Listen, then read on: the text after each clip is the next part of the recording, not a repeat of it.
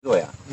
Nah, Jaminannya bang ya. Jaminan rasa wah. Ya, jaminan rasa Karena dengan skor kami beli rasa Pak, bukan beli kopi.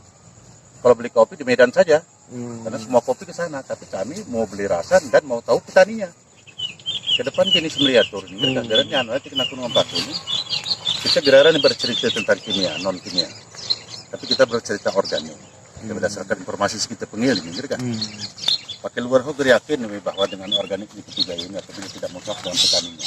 Siapa petaninya? Siapa pelakunya? Di mana tempatnya? Ya, tempatnya harus jelas dia bang. Jadi kayak kita hitung ya, hanya dari beli kopi itu.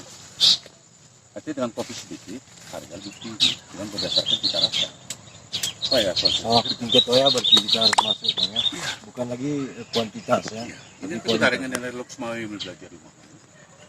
Ya sempat ini orang ngaji kita iya. Jadi ini istilahnya lagu ibarat tanaman pekarangan.